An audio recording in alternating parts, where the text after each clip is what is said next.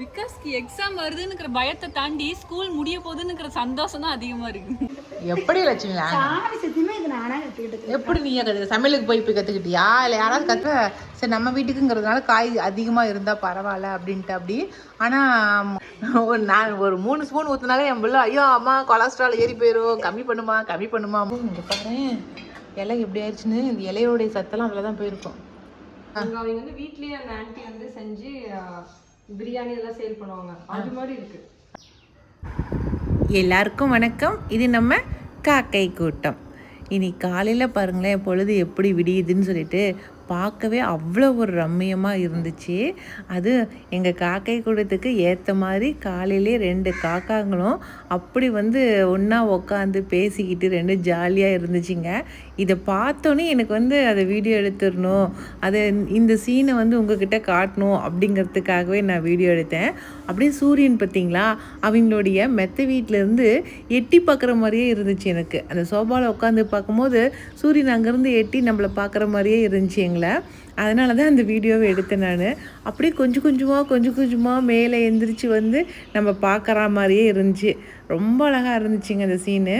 ஆனால் காலைல ஒரு 6:30 மணி 7 மணிக்கு இந்த மாதிரி அழகாக இருக்குது அப்படி பார்க்குறதுக்கு. இப்போ தான் இந்த மாதிரி சீனுங்களை நம்ம வந்து ரசிச்சுக்க முடியும். என்ன மாதிரியே வந்து எங்கள் வீட்டுக்கு முன்னாடிக்கிற அந்த கைத்தில் வந்து அந்த ஒயரில் 2 காக்காங்களும் உட்காந்து ரசிச்சுட்டு இருக்கிறாங்க பார்த்தீங்களா. ஏண்டா இன்னைக்கு பஸ் வரதுக்கு முன்னாடி நேரமாக கிளம்பி போயிட்டு இருக்கிறா? அவனுக்கு ஸ்கூல் முடிய போகுதுன்னு ஒரு ஆர்வம். விகாஸ்க்கு எக்ஸாம் வருதுன்னுங்கிற பயத்தை தாண்டி ஸ்கூல் முடிய போகுதுன்னுங்கிற சந்தோஷம் தான் அதிகமா இருக்கு மூஞ்சில. அப்படியாடா? கேட்காத மாதிரியே போவான். இன்னைக்கு தான் நேரமாக கிளம்பி இருக்கிறான்பா. ஏ மயிலு ஐயோ இன்னைக்கு பண்ண சாட்டை பாரு பாரு. விளக்கு மாத்த தூக்கி இங்கே பிடிச்சி போட்டு பிச்சு போட ஓடி போயிரு. இதே பிக்கிறானே தெரியுதே. எதுக்கு முன்னாடி அவளுக்கு தெரியுற மாதிரி போடுவாளுங்களோ தெரியல.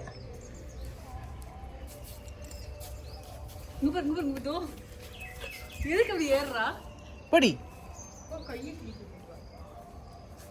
மயிலு வா.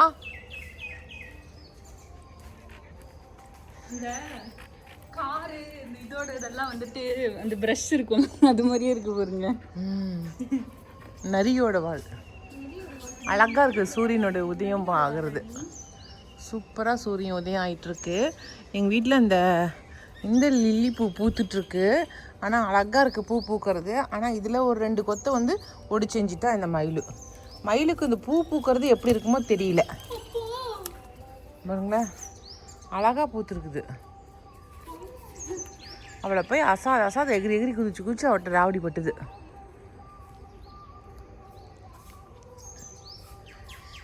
இப்போ தான் நான் வாங்கிட்டு வந்த அந்த ரோஸ் வந்து குட்டியாக பூ பூக்க ஆரம்பிச்சிருக்குது. புது துளூர்லாம் வச்சிருச்சு. ஆனால் சூப்பராக இருக்குது. ஓகே விகாஸ் தம்பி கிளம்பிட்டான். இதுக்கு மேலே நம்ம போய் லஞ்சு செய்ய ஆரம்பிக்கலாம். அமைதியாகவே இருக்க மாட்டியா மயில் இப்போ ஒரு 50% கொஞ்சம் அமைதியாகிட்டா. கொஞ்சம் கொண்டு வந்து போடுறது பண்ணுறது இந்த சேட்டையெல்லாம் கொஞ்சம் குறைஞ்சிருச்சு. எங்கே குறைஞ்சிச்சின்னு சொல்லி வாய மூடல. இங்கே பாருங்களேன் என்ன பண்ணி வச்சுக்கிறேன்னு ஒரு மேட்டையவே போட்டு பிச்சு எஞ்சிட்டா.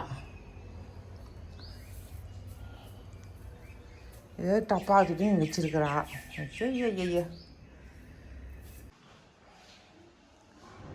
இன்றைக்கி வந்து காய் சாதம் தான் செய்ய போகிறேன். காய் சாதத்தில் என்ன போய் ஸ்பெஷலு அப்படின்னு நினைப்பீங்க. உண்மையாலுமே ஸ்பெஷல் இருக்குதுங்க. ஏன்னா நாம் வீட்டில் செய்கிற காய் சாதம் வேறு, ஒரு விருந்துக்கு போனோமா அங்கே சமையல்காரங்க செய்கிற காய் சாதம் அது டேஸ்ட்டு வேறு மாதிரி இருக்கும். என் பையனுக்கு வந்து நம்ம கோயிலில் செஞ்ச காய் சாதத்தை கொண்டு வந்து கொடுத்தோன்னே அவ்வளோ சூப்பராக இருக்குதுமா அப்படின்னு சொல்லி சாப்பிட்டான். அதனால் அதே டேஸ்ட்டில் அங்கே செஞ்ச லட்சுமியவே கூப்பிட்டு வந்து இன்றைக்கி செய்ய சொல்லலாம் அப்படின்னு தான் செய்ய சொல்லியிருக்கேன். அதனால் இன்றைக்கி லட்சுமி என்னென்ன போட்டு செய்கிற அப்படிங்கிறத இன்றைக்கி நானும் கற்றுக்க போகிறேன். என்னோட சேர்ந்து நீங்களுமே கற்றுக்குங்க சரிங்களா. ஏன்னா என்ன தான் பண்ணாலும் நம்ம வீட்டில் செய்கிறது வேறு, அவங்க செய்கிறது வேறு இல்லைங்களா. அதனால் நாம் அவங்க எப்படி தான் செய்கிறாங்கன்னு பார்த்துக்கலாமே. ஃபஸ்ட்டு வந்து தேவையான பொருள்லாம் நான் சொல்கிறேன். நான் இதுக்கு நாம் எப்போ எடுத்து வைக்கிற மாதிரி தாங்க நாம் போடுற பொருட்கள் தான். ஆனால் அது என்ன மெத்தடில் எடுத்து வைக்கிறாங்கன்னு தான் போடுறாங்கன்னு தான் தெரியல. நான் காட்டுறேன் அந்த பொருட்கள் எல்லாத்தையும். பட்டை, லவங்கம். பட்டைக்கு ஒரு 2 பீஸு, லவங்கம் ஒரு 5 பீஸு. இது வந்து ஒரு 2 டம்ளருக்கு. இதில் வந்து ஒரு 2 டம்ளர் செய்யலான்னு சொல்லிட்டு சீரக சம்பா அரிசி தான் எடுத்து வச்சுருக்கேன். சரிங்களா? அதுக்கு பட்டை, லவங்கம், ஏலக்காய் ஒரு 2, சோம்பு, அதுக்கப்புறம் பிரியாணி இலை, அதுக்கப்புறம் இது அன்னாச்சி மூக்கு, அதுக்கப்புறம் ஸ்டார் அனீஸு. அவ்வளோதாங்க. இது நார்மலாக நானுமே இதெல்லாம் தான் எடுத்து வைப்பேன். ஆனாலும் எனக்கு அந்த டேஸ்ட் வர்றதில்ல. இதுக்கப்புறம் இதில் வந்து ஹைலைட்டாக இந்த கஸ்தூரி மேத்தி போட்டிருக்காங்க. நல்லா இவ்வளோ எடுத்து வச்சுருக்கேன். அப்படி பாருங்களேன், ஒரு கப் அளவுக்கு இருக்குது. இப்போ வந்து கல்லெண்ணெய் தான் நம்ம ஊற்றுறோம். ஒரு 100 மில்லி அளவு. ஒரு 100 மில்லியா? சூப்பர். அது கிலோவுக்கு 200 மில்லி. ஓ, நீங்கள் அளவு கணக்கு வச்சுக்கிறீங்க ஒரு கிலோவுக்கு. இப்போ நம்ம வந்து 1/2 kg பண்ணுறோம். அதுக்கு வந்து 100 மில்லி. பாருங்களேன் எப்படி அளவு கணக்கு வச்சு பண்ணுறாங்கன்னு. நம்ம அதெல்லாம் எதுவும் பார்க்கறதில்ல. குத்து மதிப்பா ஐயோ நம்ம இவ்வளோ எண்ணெயெல்லாம் ஊற்றவே மாட்டோம். கரெக்டு. நான் ஒரு 3 ஸ்பூன் ஊற்றினாலே என் பிள்ளை ஐயோ அம்மா கொலஸ்ட்ரால் ஏறி போயிடும், கம்மி பண்ணுமாம்பா. அதனால தானேங்க அவங்க சமையல்லாம் டேஸ்ட்டாக இருக்குது. அப்புறம் இதில் வந்து அதெல்லாம் எடுத்து வச்சாச்சுங்களா? தாளிப்புக்கு அடுத்து வெங்காயம் வந்து ஒரு 4 வெங்காயம் கட் பண்ணிட்டேன். அப்படி பெரிய வெங்காயம் கூட, பச்சை மிளகா, அப்புறம் இஞ்சி பூண்டு பேஸ்ட்டு, முந்திரி, தக்காளி வந்து ஒரு 4 தக்காளி அளவு வருங்க. நம்ம நார்மல் தக்காளி 4 தக்காளி வரும். அதுக்கப்புறம் வெஜிடபிள்ஸ் நம்ம எப்போ நம்மக்கிட்ட இருக்கிறத போட்டுக்கலாம். இது கூட வந்து இன்னொன்று போடலான்ட்டு இருக்கிறேன். யாராச்சுமே அந்த சோயாபீன்ஸ் போட்டுக்கலாமா? அது கொதிக்க வச்சு தானே போடுறோம். அது கொதிக்க வச்சு போட்டுக்கலாம் அதை. சரிங்களா? அப்புறமேட்டு புதினா தலை, கொத்தமல்லி தலை, தயிர் இதெல்லாம் தான் எடுத்து வச்சுருக்குறோம்.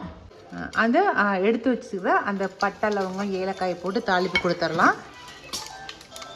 ஃபஸ்ட்டே வந்து கஸ்தூரி மேத்தி போட்டு அப்படி கருவேப்பிலை, அடுத்து புதினா, பச்சை மிளகா. ஓ, அந்த பொரிஞ்சுது. இப்போ தாளிப்பு வந்து நல்லா ப்ரௌனிஷாக ஆகிடணும். அடுத்தது வந்து பெரிய வெங்காயமே நல்லா வதங்கணும். பிரியாணிக்கு வதக்கிற மாதிரி நல்லா வதக்கணும். ஓகே, நல்லா வதங்கட்டும். இப்போ அடுத்ததான் வெங்காயம் வதங்குறதுக்கு உப்பு போட்டுடலாம். பாதி வெங்காயம் வதங்கிட்டு முந்திரி ஃபஸ்ட்லேயே போட்டால் ரொம்ப இதாகி போயிடும். ஓ, இப்போ இஞ்சி பூண்டு போட்ட வரைக்கும் நல்லாயிருக்கும். ஓஹோ, நான் துக்குளியோடு தான் இஞ்சி பூண்டு போடுவேன். இஞ்சி பூண்டு போட்ட வரைக்கும் நல்லாயிருக்கும். கொஞ்சம் ஒரு 2 கரண்டி அளவுக்கு தயிர் ஊற்றிக்கலாம்.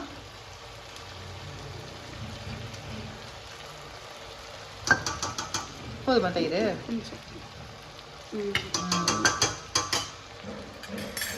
தயிர் போட்டு அதுக்கப்புறம் வதக்கிக்கலாம். நல்லா கும்முன்னு நல்லா மனமாக வாசம் வருதுங்களா? பாருங்க, பொன்னேரமாக வெங்காயம் இதெல்லாம் எப்படி எண்ணெயும் இவ்வளோ வந்து. ஆனால் அதில் நீ ஹைலைட் என்னன்னா எண்ணெய் இவ்வளோ ஊற்றுறது தான். நாங்கள் வந்து எண்ணெய் அவ்வளோ ஊற்ற மாட்டோம். சமைக்கிறீங்க எண்ணெய் ஜாஸ்தி ஊற்றிக்கிறது. Okay, taste. அடுத்து தக்காளி, பட்டை லவங்கம் போட்டு 2வது வெங்காயத்தை போட்டு அடுத்த நிமிஷம் தக்காளி போட்டுருவேன். அது அப்படி போட்டால் வெங்காயம் வேவுமே தவிர வதங்காது. ஓஹோ, இப்படி கூட இருக்குதா? சரி சரி. இதெல்லாம் எங்க லட்சுமி கற்றுக்கிட்டா? எப்படி லட்சுமி? எப்படி நீ சமையலுக்கு போய் கற்றுக்கிட்டியா? இல்லை யாராவது கற்றுக் கொடுத்தாங்களா? நானே தெரிஞ்சுக்கிட்டேன். இப்படி செஞ்ச ஒரு நாளைக்கு செய்யறமா நல்லா இல்லையா, அப்புறம் செஞ்சு பார்க்கலாம். வெங்காயத்தை பொறுத்த வரைக்கும் நல்லா வதங்கும் போது பாருங்க நல்லா அது தெரியும். அது வந்து பிரியாணிக்கே நல்லா வதங்கிட்டா நல்லா இருக்குமாங்க. இல்லை நீ இப்போ 500 பேர் 1000 பேர்த்துக்குனாலும் செஞ்சு போடுறிய நீ ஒண்டியா? அது கேட்குறேன். எப்படி அவ்வளோ பேருக்கு செய்கிற அளவு கற்றுக்கிட்டேன்னு கேட்குறேன். இப்போ நீ வந்து சமையலுக்கு கூட யார் கூடயும் போனதும் இல்லை. நானும் சொல்லிட்டு கார்த்தியோட ஒரு அத்தை இப்போதான் வந்து கார்த்தி கூட போகிற. ஆனால் அதுக்கு முன்னாடி நம்ம கோயிலில் நீ செஞ்சு தானே இருந்த. அதனால தான் கேட்குறேன், எப்படி கோவிலில் எப்படி அந்த அளவுக்கு அவ்வளோ பேர்த்துக்கு செய்கிற? இப்போ என்னையெல்லாம் வந்து ஒரு ஒரு படிக்கு மேலே செய்ய சொன்னால் எனக்கு செய்யவே தெரியாது. கிட்டத்தட்ட நான் 4வது படிக்கிற காலத்துலேருந்து சோறாய் குழம்பு வைக்கிறேன். 4வது படிக்கிற காலத்துலேருந்து. தெரிஞ்சுக்குங்க மகாஜனங்களே, கிராமத்தில் இருக்கிற பொண்ணுங்க எப்போலேருந்து சமைக்க ஆரம்பிக்கிறாங்கங்கிறத தெரிஞ்சுக்குங்க. முதல்ல நான் என் பிள்ளைங்களுக்கு சொல்லிக் கொடுக்கணும். அதான் படிக்க வைக்கிறோங்கிற பேரில் கெடுத்து வச்சிருக்கிறோம். நான் 4வது படிக்கலையே எத்தனை பேர்த்துக்கு வீட்டில் நான் 9வது படித்து முடிச்சு 10வது படிக்கணும்னா 10 பேர்த்து களி கிண்டி விட்டுருவோம் சும்மா இல்லை. களி கிண்டி, சரி சூப்பரு. சரி அப்போ எங்கள் வீட்டு களி கிண்டுறதுக்கு வந்துடுங்க லட்சுமி. களி கிண்டுவோம் இல்ல, அத்தை பெரிய பாத்திரமே காணுங்க. அத்தை பெரிய பாத்திரமே காணுமா?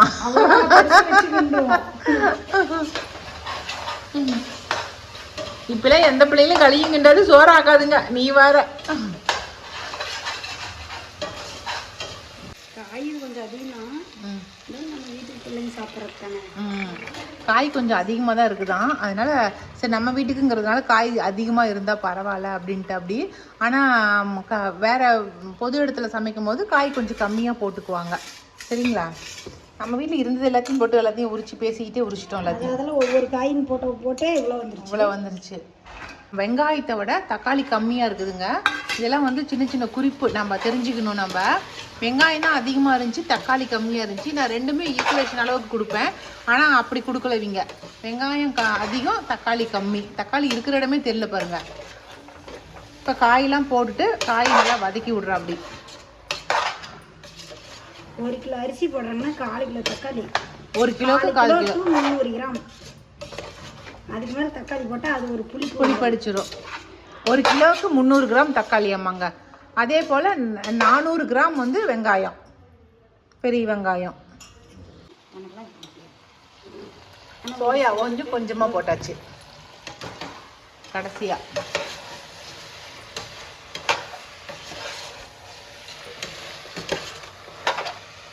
சூப்பராக அப்படியே பிறண்டு வந்துருச்சு பாருங்க. இதில் போடுற மசாலா பொருட்கள் சொல்லிடுறேன் நான். இது வந்து நயனி சிக்கன் மசாலா. இது அவங்க கடையில் தான் வாங்கிட்டு சொன்னாங்க அந்த சக்தி மசாலாவில். எனக்கு அது வேணாம் அப்படின்ட்டு நான் நயனி சிக்கன் மசாலாவே எடுத்து வச்சுக்கிட்டேன். அடுத்தது சக்தியில் வந்து பிரியாணி மசாலா. அடுத்தது வந்து சக்தியிலேயே வந்து மட்டன் மசாலா, கறி மசாலா. இது 3 பாக்கெட் வாங்கிட்டு வந்து வச்சுருக்கோம். அதாவது நீங்கள் அரைச்ச மசாலா அது. இது வந்து கறி மசாலா, இது மட்டன் கறி மசாலா. இதை விட இதை கொஞ்சம் கம்மி, இதை விட கம்மியாக தான் பிரியாணி மசாலாவும் மட்டன் மசாலாவும் இருக்கும். பாருங்களேன், அளவு கரெக்டாக எடுத்து வச்சிருக்க. அப்படி இப்போ அந்த மசாலா ஐட்டங்களை இதில் போட போகிறேன். அப்படி இதுக்கு எப்போ லட்சுமி மஞ்சத்தூள் போடுவேன்? இப்படி போட்டு மஞ்சத்தூளே பெரும்பாலும் போட மாட்டோம். மஞ்சத்தூள் போட மாட்டீங்களா? ஏன்? அந்த மஞ்சையா வரும் பிரியாணி. இது போட்டா சிகப்பா வரும் அப்படிங்க. நம்ம சாப்பிட்டோம்ல அந்த கலர்லயே இருக்கு. ஓஹோ. அதாவது சிகப்பும் இல்லாம ஒரு கருப்பு கலராவும் இல்லாம ஆரஞ்சு கலர்ல வர மாதிரி. ஆனா நம்ம அந்த கலர் பொடியெல்லாம் போட மாட்டோம். போடாமலே வந்துரும். ஓ சூப்பர். நான் 1 ஸ்பூன் அளவுக்கு அள்ளி மஞ்சத்துல கொட்டிடுவேன். ஏன்னா எங்கள் காட்டிலேயே அரைச்ச மஞ்சள்னு சொல்லிட்டு. ஆமாம், நல்லா கலராக இருக்கட்டும், பிள்ளைங்களுக்கு அது நல்லா ஹெல்த்துன்னு சொல்லிட்டு 1 ஸ்பூன் அள்ளி கொட்டி விடுவேன். அப்படியே எங்கள் மினிஷாவோட ஃப்ரெண்டு தான் கேட்பா, உங்கள் அம்மா செய்கிற சமையலில் எல்லாத்துலேயும் எதுக்கடி ஒரு ஸ்பூன் அள்ளி அள்ளி உங்கள் அம்மா மஞ்சள் கொட்டுது அப்படின்னு கேட்பான். நான் அந்த 5 படியில் இருக்கும் பாரு, நீ மஞ்சளே போட மாட்டேன்னு சொல்கிற. கம்மியாக போட்டுக்கிறது.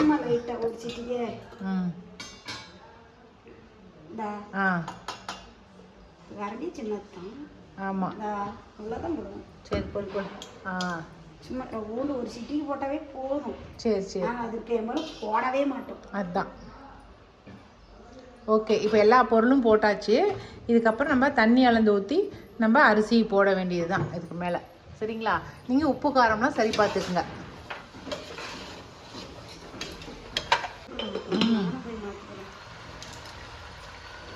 முன்ன வந்து கம்மியாக உப்பு போட்டோம், இப்போ வந்து இதுக்கு தகுந்தபடி உப்பு போட்டுக்கலாம். அவ்வளோதான். இப்போ தண்ணி அளந்து ஊற்ற வேண்டியது தாங்க. இது வந்து நாங்கள் 2 டம்ளர் அரிசி போட்டிருக்கோம். சீரக சம்பாங்கிறதுனால 1 டம்ளருக்கு 1.5 டம்ளர் தண்ணி வச்சுமாக்க போதுமானதாக இருக்கும். அப்போ ஒரு 3 டம்ளர் தண்ணி ஊற்றினாக்கா போதும் 2 டம்ளர் அரிசிக்கு. இந்த பிடிச்சி ஊற்றிக்கிட்டு போச்சு தான் வம்பு. நல்லா உட்காந்துச்சு. காயெல்லாம் நல்லா வெந்துருச்சு. காயும் வெந்துருச்சு, தண்ணி நல்லா கொதிக்க ஆரம்பிச்சிருச்சு. இந்த டைமில் நம்ம எடுத்து வச்சுக்கிற அரிசியை போட்டுடலாம். அரிசி ஒரு 5 நிமிஷம் காய் வதங்கும் போது நம்ம எடுத்து தண்ணியில் போட்டு ஊற வச்சிட்டோமாக்கா போதுங்க. நம்ம போடுற 1.5 டம்ளர் தண்ணிக்கு கரெக்டாக போயிடும். காய் நல்லா நிறக்கவே இருக்கும் சாப்பாட்டுக்கு இல்லை. அவ்வளோதான். இப்போ நல்லா கொதிக்க ஆரம்பிச்சு. நம்ம எப்பயுமே காய் வதங்கும்போது சாப்பாட்டுக்கு தேவையான உப்பு போட்டுக்கணும். தான் மெயின் ருசிக்கு. ஓஹோ, காய் வதங்கும் போதே போட்டுணுமா? நம்ம அரிசி போட்டதுக்கு அப்புறம் தான் நம்ம பார்ப்பேன். அந்த இல்லை பார்த்துக்கலாம், அப்புறம் கொஞ்சமா பத்தலாம் போட்டுக்கலாம். பாருங்க நான் போட்டேன்னா இப்போ பாருங்க கரெக்டாக இருக்கும். ஏன் அப்படி பண்ணணும்? அதான் அந்த நல்லா ஊறி வேகுது இல்லை, உப்பு எந்த குழம்புக்குமே அப்படித்தான். அது ஒரே மாதிரியே உப்பு போட்டுக்கணும். பார்த்து போட்டோங்களா உப்பு சரியா ஏறாதுங்கிறீங்களா? Okay okay. காய் வணங்கும் போது நிறைய டிப்ஸுக்கு நீ கற்றுருக்குறோம். சாதத்தை தம் போடுறதுக்கு முன்னாடி புதினா தலை, அதுக்கப்புறம் கொத்தமல்லி தலை ரெண்டையும் வந்து சின்ன சின்னதாக கட் பண்ணி அதை வந்து மேலே தூவி விட்டுட்டு நான் கூட அப்படியே தம் போடுறேன் அப்படின்னு நினச்சேன். ஆனால் கிடையாது, அப்படியே கிளறி விட்டுட்டு அப்படி சாதத்தில் வந்து நல்லா கிளறி கொடுத்துட்டு அதுக்கப்புறம் தான் தம் போட்டேன் அப்படி. இப்போ நம்ம அடுப்பையே ஆஃப் பண்ணியாச்சு.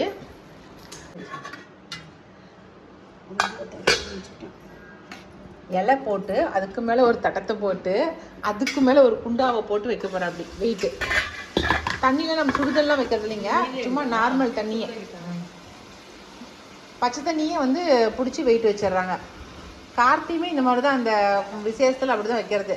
சுடுதல்லாம் வைக்க வேண்டியது இல்லைக்கா, சும்மா தம் போட்டு அமுத்தி வச்சோமா போதுங்க, புழுங்கிக்கும் அப்படின்பா. அப்படி அவ்வளோதாங்க, ஃபுல்லாக போட்டு வச்சாச்சு. அதுக்குள்ளே எங்கள் வீட்டுக்காரர் வெயிட் பண்ணிட்டு இருக்காரு. சரி கொஞ்ச நேரம் புழுங்கட்டும், அதுக்குள்ளே தயிர் பச்சடி போட்டுடலாம். முடிஞ்சது. இது உள்ள வச்சிங்களா? சூடாக தான் இருக்கு.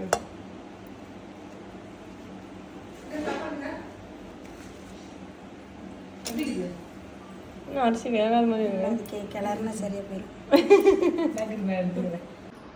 கொஞ்சமாக மேலே நெய் விடலாம். ஓ, இங்கே பாரு இலை எப்படி ஆயிடுச்சுன்னு. இந்த இலையோடைய சத்தெல்லாம் அதில் தான் போயிருக்கும். பார்க்குறதுக்கு அரிசி வேகாத மாதிரி இருக்குது, ஆனால் வந்து வெந்து போயிருக்கும் அப்படிங்கிற. அப்படி இப்போ நெய்யை வர இவ்வளோ ஊற்றுறேன் அப்படி, ஆனால் எண்ணெயும் நெய்யும் நல்லா நிறக்க ஊற்றுறேன் அப்படி. வருஷா நீ கேட்ட மாதிரி சாதம் பழப்பழன்னு இருக்குது வருஷா. எடுத்துட்டு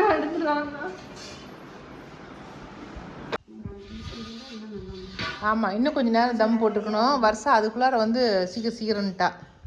நான் சென்னையில் ஒரு கடையில் வந்து சாப்பிடுவேன். அவங்க வந்து வீட்லேயே அந்த ஆன்ட்டி வந்து செஞ்சு பிரியாணி எல்லாம் சேல் பண்ணுவாங்க. அது மாதிரி இருக்கு. அது மாதிரி அவங்க வந்து நரக்க லட்சுமி எடுத்து போடு, அவ மட்டும் போட்டு பேசாம இருந்துட்டா பாரு.